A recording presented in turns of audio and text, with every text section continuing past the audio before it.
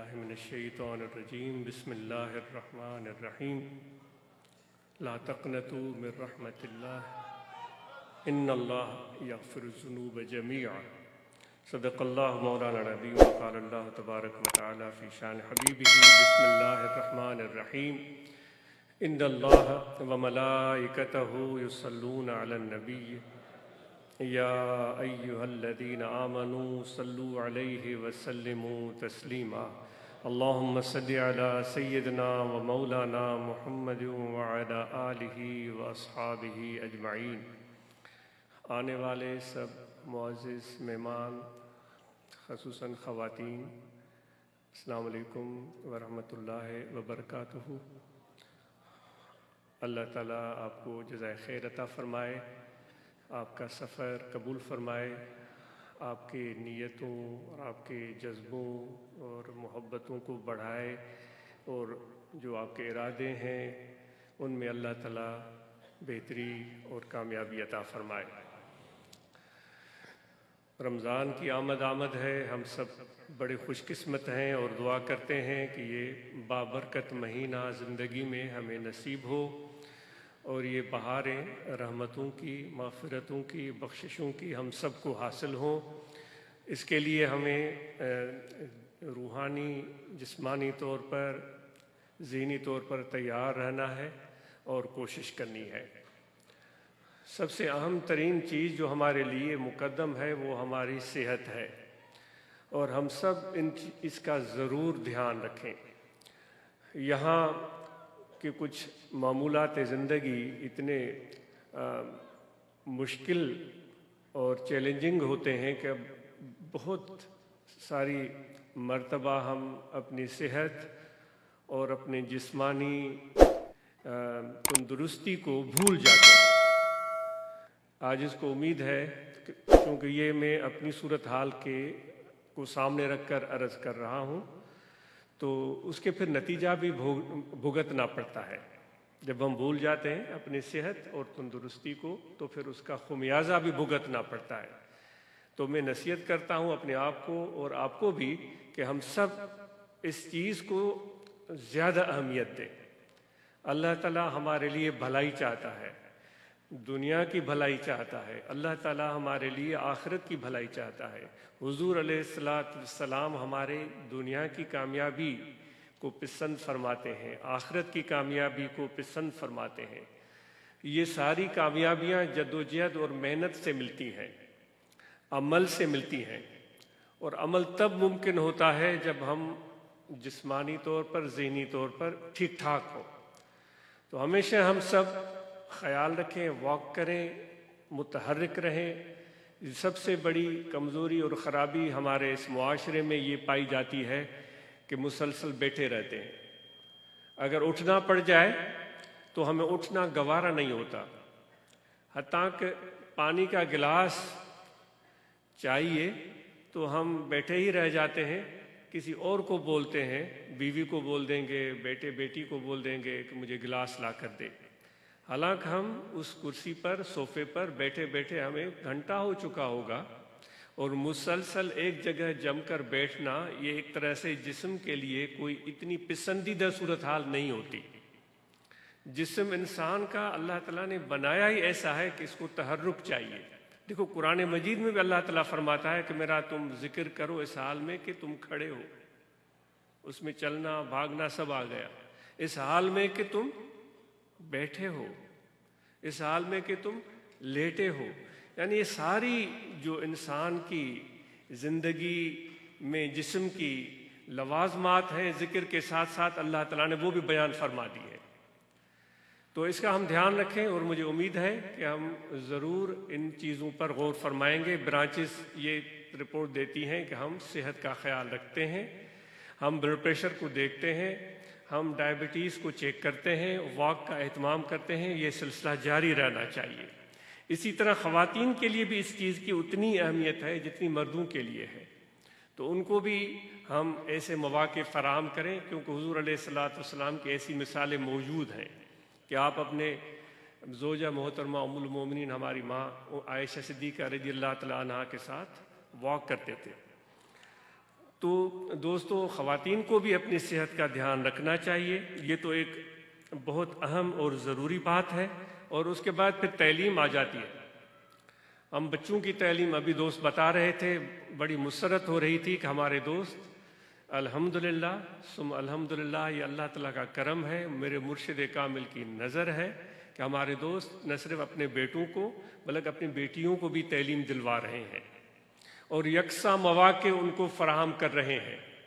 حضور علیہ الصلاۃ والسلام اپنے پیاری بیٹیوں کو کتنی محبت، شفقت، تعلیم اور تربیت دیتے تھے، وہ کسی سے ڈھکی چھپی نہیں ہے۔ تو یہ ایک سلسلہ ہے جو جماعت نے اختیار کیا ہوا ہے، اس پر جماعت مبارکباد کی مستحق ہے۔ اور نہ صرف یہ کہ دوست آ کر بتاتے ہیں کہ میرا بیٹا انجینئر ہے تو بیٹی ڈاکٹر ہے، بیٹا ڈاکٹر ہے تو بیٹی انجینئر ہے، یہ دوست آ کر یہاں یہ احوال سناتے ہیں۔ تو انشاءاللہ یہ سلسلہ اس طرح چلے گا اور ہمارے علم، آگہی اور شعور میں بہتری آئے گی، اور ہم زندگی کی اس مرحلے میں جب اب موجود ہیں، اس دنیا کو بہتر بنانے کی سعی میں اپنی مثبت کوششیں شامل کر سکیں گے، ورنہ تو ہاتھ ملتے رہ جائیں گے، تنقیدیں کرتے رہ جائیں گے اور طنز کرتے رہ جائیں گے، جو کہ آج ہمارا شاید زیادہ پسندیدہ وتیرہ نظر آتا ہے، واللہ اعلم بالصواب۔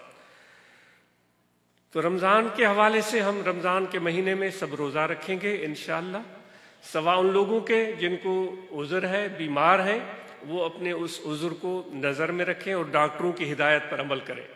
اور اسلام میں، شریعت میں اس کی پوری گنجائش موجود ہے، اور کبھی بھی اللہ تبارک و تعالی اس چیز کے حوالے سے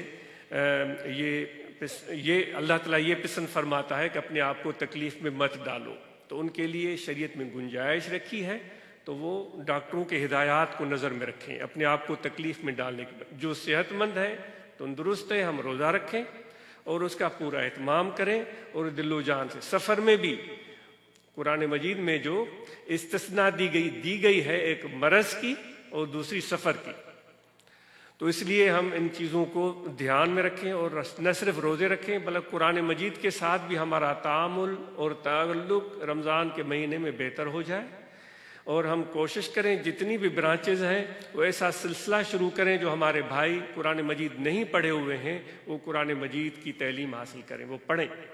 جو ہمارے بھائی قرآن مجید پڑھ چکے ہیں ان کو ایسے مواقع فراہم کیے جائیں کہ وہ قرآن مجید کے تلفظ کو درست کر سکیں، وہ حروف کی ادائیگی کو بہتر کر سکیں۔ وہ بہت بڑی لحن اور تجوید کی بات نہیں ہو رہی، بنیادی باتوں کی بات کی جا رہی ہے، تو ان کے لیے تھوڑی سی محنت، تھوڑا سا توجہ، تھوڑی سی کوشش چاہیے۔ اگر برانچز یہ بھی چیز رمضان المبارک میں کر کے دکھاتی ہیں اور یہ رپورٹ سناتی ہیں کہ رمضان کے مہینے میں ہم نے اتنے دوستوں نے قرآن مجید جو خدا نخواستہ نہیں پڑھے ہوئے تھے انہوں نے قرآن مجید پڑھا، جو قرآن مجید پڑھے ہوئے تھے انہوں نے اپنا تلفظ درست کیا، اور قاری حضرات سے بھی گزارش ہے کہ بنیادی چیزوں پر زور دیں تاکہ ان کا تلفظ اور حروف کی ادائیگی ٹھیک ہو جائے، یہ بہت اہم بات ہے۔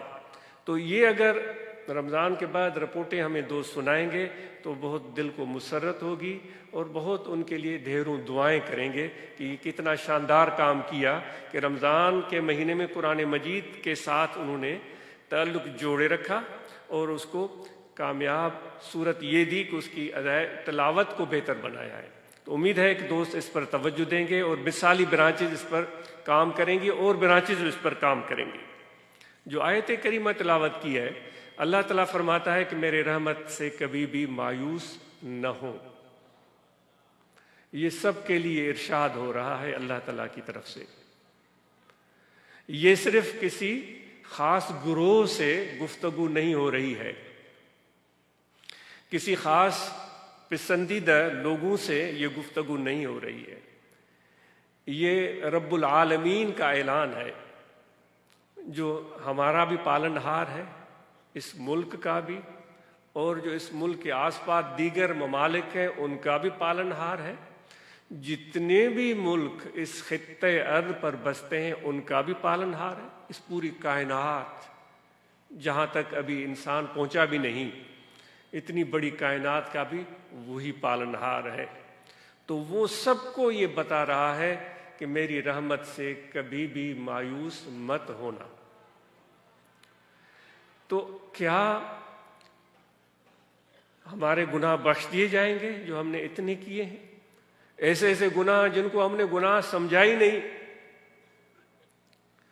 اور ہم نے سمجھا کہ یہ تو گناہ ہے ہی نہیں، وہ کر گزرے، یا چھپ کے کیے یا ظاہر ظہور کیے، تو اللہ تعالیٰ فرماتا ہے کہ میری وہ ذات ہے جو سب کے سب گناہ معاف کر دیتی ہے، سب کے سب۔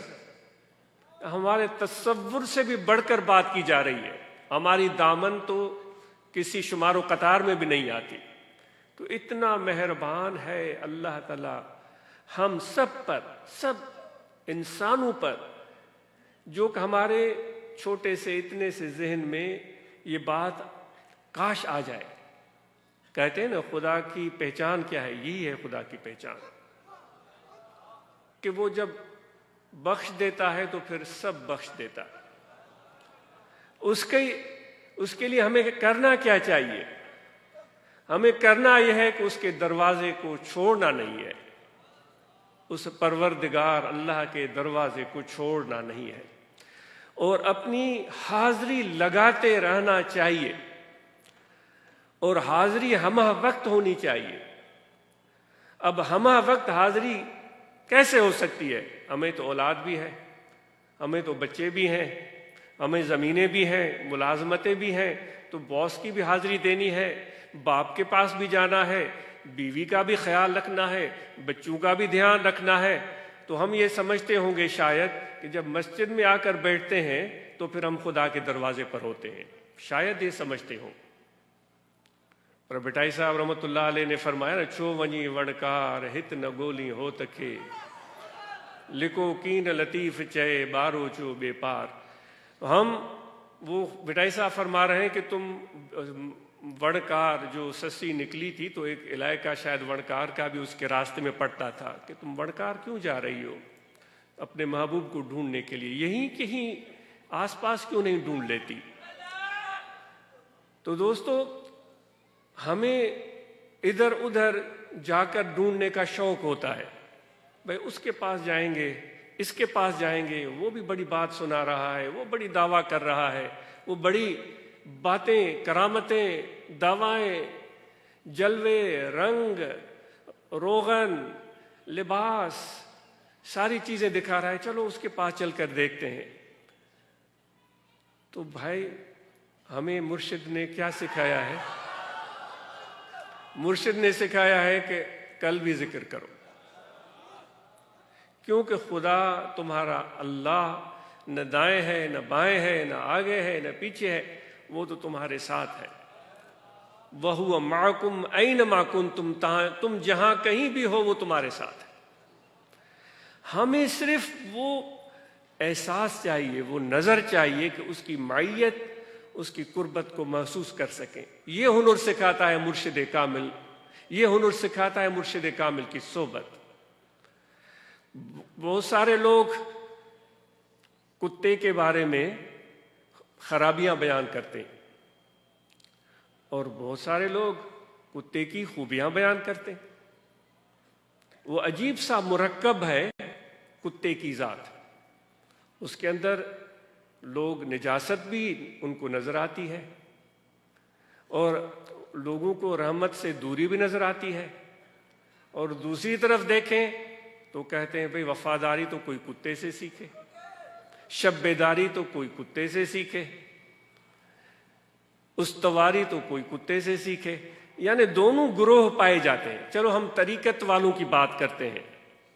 وہ سعدی کہتا ہے کہ ازاں بر ملائک شرف داش تند، کہ خود را بہز سگ نہ پنداش تند۔ وہ سعدی کہتا ہے کہ اس لیے فرشتوں سے بھی مرتبہ اور مقام میں آگے نکل گئے، کیونکہ وہ اپنے آپ کو کتے سے بھی اچھا نہیں سمجھتے تھے۔ یہ ہم طریقت والوں کی بات کر رہے ہیں، جو اور اولیاء اللہ کے ساتھ جنہوں نے صحبتیں کی۔ عربی ادب کی کہانی ہے، ایک عابد عالم تھا، وہ خدا کی عبادت کے لیے پہاڑ کی چوٹی پر جا کر بیٹھ گیا، اور وہاں عبادت کرتے ہوئے اس پر یہ معجزہ ظاہر ہوا کہ وہ جیسے ہی سجدے سے سر اٹھاتا تھا، یہ عربی ادب کی کہانی ہے، سر اٹھاتا تھا تو اس کو سامنے خوانچہ نظر آ جاتا تھا، کھانے کا ایک دسترخوان جس پر کھانا موجود ہوتا تھا۔ تو وہ عبادت کے بعد وہ کھانا کھا لیتا، وہ خوش ہو جاتا کہ بھائی سبحان اللہ، یہاں تو کوئی آدم ہے نہ آدم زاد، کوئی بستا نہیں، کوئی رہتا نہیں، کیسے خدا مجھے یہاں اس پہاڑ کی اونچائی پر، کوئی میرا واقف نہیں، کوئی دوست نہیں، کوئی جان پہچان، کوئی انسان بنی بشر نہیں، مجھے کھانا ملتا۔ تو یہ اس کا معمول چلتا رہا۔ ایک دن ایسا اتفاق ہوا، اس نے عبادت کی، زاہد تھا تو اس نے عبادت کی۔ زاہد اس کو بولتے ہیں جو دنیا کو تیاگ دے، بھائی میرا کسی سے کوئی واسطہ نہیں، دین اسلام میں اس طرح کی کوئی تعلیم نہیں ہے، ایسے سمجھیے، یہ بنی اسرائیل کے زمانے کی بات سمجھے۔ تو وہ عبادت کر کے معمول کے مطابق اٹھا تو وہ خوانچہ دسترخوان تھا ہی نہیں۔ اس نے سوچا کہ میری عبادت میں کمی رہ گئی ہے، تو اس لیے مجھے وہ خوانچہ، وہ دسترخوان، وہ کھانا نہیں ملا، تو اس نے اور گڑ گڑا کر عبادت کی۔ اس کو نہیں ملا دسترخوان، پتہ نہیں کیسے آتا تھا، کہاں سے آتا تھا، کس طرح پہنچتا تھا۔ پھر اس نے اور زیادہ گڑ گڑا کر، رو رو کر سجدے کیے، عبادت کی، نہیں ملا۔ ایک کھانے کا ٹائم گزر گیا، دوسرے کھانے کا ٹائم آ گیا، 24 گھنٹے ہو گئے، اب اس کے پیٹ میں مروڑیں اٹھنے لگی، بھوک نے اس کو ستایا۔ تو وہ اپنی بھوک سے پریشان ہو کر ایک محدود ٹائم تک تو وہ بیٹھا رہا، لیکن مجبور ہو کر وہ پہاڑ سے نیچے اتر آیا۔ پتہ نہیں کیا ارادہ کر کے گیا تھا کہ میں تو کبھی بھی ادھر سے ہلوں گا نہیں۔ وہ نیچے اتر گیا اور جا کر ادھر ادھر جھانکنے تاکنے لگا تو دور سے اسے گاؤں نظر آیا، اور گاؤں میں گھس گیا اور دروازے کھٹکھٹانے لگا۔ بندے باہر آئے، انہوں نے پوچھا کیا ہے، تو انہوں نے کہا میں بھوک سے مر رہا ہوں، مجھے کھانا دو۔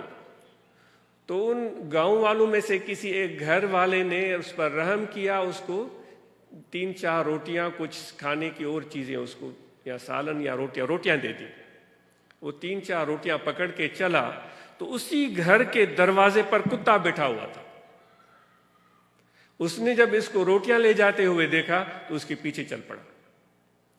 جب آگے چلا تو کتا بھی اس کے پیچھے، یہ تیز چلا تو کتا بھی تیز چلنے لگا، یہ دوڑا تو کتا بھی دوڑنے لگا۔ تو پھر اس کو ڈر لگا کتا مجھے کاٹے گا، تو اس نے ایک روٹی پھینکی اور کتا روٹی کھانے میں مشغول ہوا، اس نے دوڑ لگائی، میں نکل جاؤں گا، پہاڑ دور نہیں ہے، چوٹی پر تو کتا آئے گا ہی نہیں۔ کتے نے جلدی جلدی روٹی کھائی یا نہیں کھائی، وہ کچھ کھائی کچھ نہیں کھائی، پھر اس کے پیچھے دوڑ لگائی، پھر اس کو پہنچ گیا۔ اس کے پاس تھی 3 یا 4 روٹیاں، اس نے کہا کتا تو کاٹنے لگا ہے، وہ بھونک رہا تھا، اس نے دوسری روٹی پھینکی، کتے نے اس کو روٹی کو منہ لگایا، اس نے اور تو تیز دوڑ لگائی، تھوڑی دیر میں کتا پھر اس کے پیچھے، تیسری روٹی پھینکی، اب اس کے پاس 1 روٹی تھی، اب اس نے اور زیادہ تیز دوڑ لگائی کہ بھائی اوپر پہنچوں، آرام سے روٹی تو کھاؤں، لیکن کتا پھر پیچھے لگا۔ تو اب اس کو غصہ آیا اور دور دور سے کتے کو کہنے لگا 3 روٹیاں تو تمہیں کھلائی ہیں، 1 روٹی بھی مجھے نہیں بخش رہے ہو، کتنے تم ناشکرے ہو، ناشناس ہو، پر روٹی مانگنے، اور مجھے تم تانے مار رہے ہو کہ تم ایسے ہو، تم کتے ہو، تم نجس ہو، تم پلیت ہو، تم یہ ہو۔ بھائی میں جیسا بھی ہوں، مجھے اتنے سال ہوئے ہیں، میرا مالک 1 دن روٹی دیتا ہے، 3 دن روٹی نہیں دیتا، بھول جاتا ہے اپنے کام میں 3 دن کاٹ لیتا ہوں، لیکن کسی اور غیر کے در کی طرف میں آنکھ اٹھا کر بھی نہیں دیکھتا، بھوکا ہوں، پیاسا رہوں، کچھ بھی ہو، مالک کے در پر پڑا رہتا ہوں۔ اے زاہد تمہیں کیا ہوا کہ 24 گھنٹے میں ہی تم اپنے مالک کے دروازے کو چھوڑ کر نیچے آ گئے ہو؟ تو دوستو میں عرض کر رہا تھا کہ ہم بھی اس طرح جھانک تانک لگاتے ہیں، تو یک راگیر محکم گیر، ایک کو تھامو مضبوطی سے تھامو.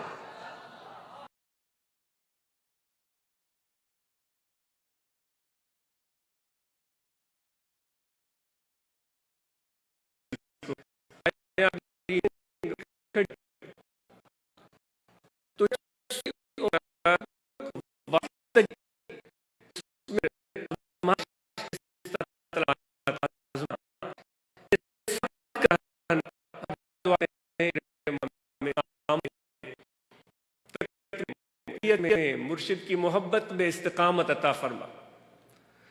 تو یہ بنیادی چیز ہے جو کہ ہمیں سیکھنی ہوگی ایک صاحب طریقت لوگوں کی ہدایات کی روشنی میں، جس کو بہت زیادہ اہمیت حاصل ہے. اور مجھے امید ہے کہ خواتین بھی سماعت فرماتی ہیں، اور آج امید ہے کہ خواتین کے لیے بندوبست ہوگا. اور امید ہے کہ خواتین جس محبت اور شوق سے آتی ہیں وہ مردوں کے تعاون سے ہی ممکن ہوتا ہے، اور امید ہے کہ آواز ان تک صحیح پہنچ رہی ہوگی. اور یہ معمول ہر ماہانہ پروگرام میں دوستوں کی ذمہ داری ہے، انتظامیہ کی ذمہ داری ہے، اس کو یقینی بنائیں جو خواتین آئیں وہ سماعت فرمائیں، ان کے لیے نماز اور وضو کا بندوبست معقول ہو، تکلیف نہ ہو، زحمت نہ ہو، اور پھر ماہانہ پروگرام میں مرد اور خواتین دونوں اس سے بہرہ مند ہو. تو مجھے امید ہے کہ یہ پیغام خواتین بھی سن رہی ہوں گی، ہم سب کے لیے ہے. اور جو دوستوں نے تبلیغی تنظیمی اپنے احوال سنائے، بہت مسرت ہوئی. دوستوں کی محنتیں قابل تعریف ہیں، نام اور لینے کی ضرورت نہیں. ابھی سب پیارے ہمارے دوست، ہمارے مخلص بیان کر رہے تھے، بلوچستان سے، ٹھٹا سے، پنجاب سے، کراچی سے. اور بلوچستان والوں کا کام قابل تعریف ہے. کچھ دن پہلے دوستوں نے احوال سنایا، شاید ہب یا ہب کے آس پاس کے علاقے کا، کہ جماعت اصلاح المسلمین کی برانچز 25 تھیں، تو روحانی طلبہ جماعت کی برانچز ان سے بھی بڑھ کر تھیں. تو یہ ایک عمدہ مثال ہمارے بلوچستان کے دوستوں نے پیش کی ہے. تو مجھے امید ہے کہ جو باقی ہمارے سندھ، پنجاب، سرحد، کشمیر، گلگت بلتستان، جہاں جہاں بھی یہ دوست بستے ہیں، تو وہاں بھی اس پیٹرن پر چلیں گے. جتنی جماعت اصلاح المسلمین کی برانچز اتنی ہی روحانی طلبہ جماعت کی برانچز. خلفائے کرام کی بہت بڑی ذمہ داری ہے. اس رمضان کے مہینے میں مبلغین کی ذمہ داری ہے، ہمارے علماء کرام کی ذمہ داری ہے. ان کو پہلے ہی عرض کیا گیا ہے کہ برانچز میں وہ اپنے قرآن مجید کی تعلیم اور اس فہمی کو، قرآن فہمی کے سلسلے کو آسان اور عام کریں کہ ہمارے دوست مستفید ہو. یہاں اعتکاف کا دوست اہتمام کرتے ہیں، ان کو بھی یہی پیغام دیا جاتا ہے. اور ہم سب کی یہ مشترکہ ذمہ داری ہے کہ جو بھی نظام، نظم و ضبط یہاں مسجد، مدرسہ یا جو بھی لنگر اور خدمت فقراء کی ہوتی ہے، عام مہمانوں کی ہوتی ہے، وہ سب جماعت کی طرف سے ہوتی ہے. تو اس مہینے میں بلکہ پورے سال اور آئندہ بھی جب ہمیشہ کے لیے صدقہ فطر ہو، زکوٰۃ ہو، اس حوالے سے آپ یقینی بنائیں کہ یہاں جو دوستوں نے نظم و ضبط قائم کیا ہے ان کے ساتھ تعاون کریں اور اس میں شرکت کریں، اور اپنے احباب کو بھی اس طرف متوجہ کریں. جو وفود ہیں ہر برانچ میں تشکیل دیے جائیں، اور وفود بھی رمضان کے مہینے میں پوری کوشش کریں کہ نئی نئی جگہوں پر پہنچ کر رمضان المبارک کا تعارف کروائیں. اور وہاں تراویح کا اگر اہتمام نہیں ہے تو مناسب طریقے سے تراویح کا اگر اہتمام وہاں مقامی لوگ کر سکیں تو بہت ہی اعلیٰ ہے. وہ ہم اپنے بیٹے اور بیٹیوں کو قرآن مجید پڑھائیں. کیا ہی اچھا ہو کہ ماں باپ خود اپنے بیٹوں اور بیٹیوں کو قرآن مجید پڑھائیں. ورنہ تو دیگر صورت میں بیٹیوں کو تعلیم دینے کے لیے خاتون ہو اور بیٹوں کو تعلیم دینے کے لیے مرد ہو، یہ زیادہ محفوظ اور آسان طریقہ ہے. تو امید ہے کہ آپ اپنے محبت اور اس شوق کو اس مہینے میں اور بڑھائیں گے. ذکر کی اجازت ہم سب کو ہے. یہاں بائیں جانب انسان کا دل ہے، اس دل میں توجہ رکھیں کہ دل ذکر کر رہا ہے اللہ اللہ اللہ اللہ. جیسے ہی آپ یکسوئی کے ساتھ دل کی طرف توجہ فرمائیں گے تو اللہ تعالیٰ کی یاد کا اثر آپ کے رگ رگ میں، خون کے قطرے قطرے میں، بال بال میں، گوشت پوست میں، ہڈیوں میں اس کا اثر آپ کو اترتا ہوا محسوس ہوگا. وہ اللہ کی رحمت آپ کے روئیں روئیں میں اترتی ہوئی محسوس ہوگی. یہ ہے قلبی ذکر کی برکت.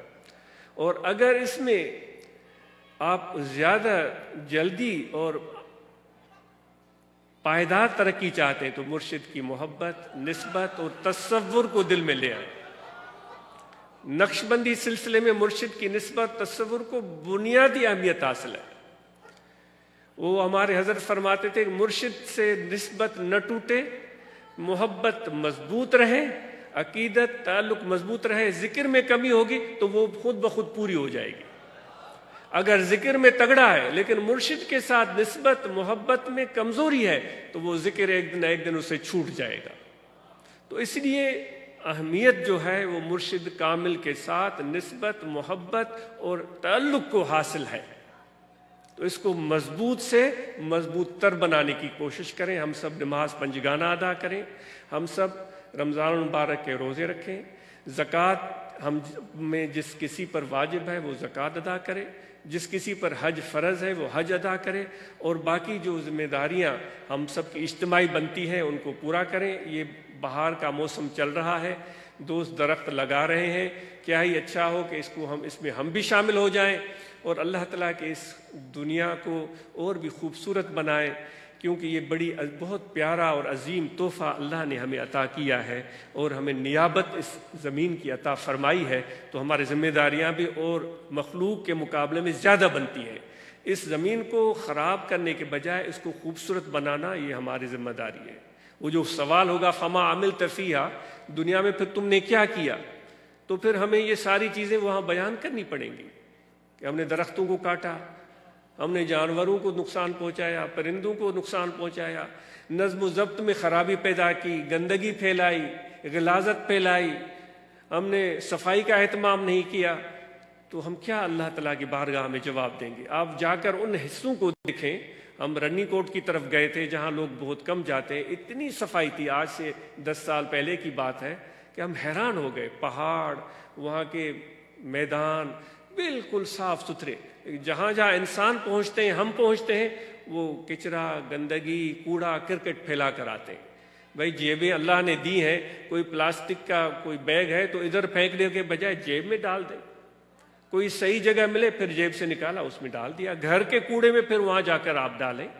تو ہم صفائی کا دھیان رکھیں۔ دوست صفائی کے حوالے سے گاؤں میں صفائیوں کا ہفتہ منا رہے ہیں، بڑی اچھی اچھی رپورٹیں آ رہی ہیں، امید ہے کہ ہم اس سلسلے میں بھی کوشش کریں گے۔ آپ سب کا بہت شکریہ، جزاک اللہ۔ اس ویڈیو کو شیئر ضرور کریں، ہو سکتا ہے آپ کے ایک شیئر سے یہ بات کسی کے دل میں اتر جائے۔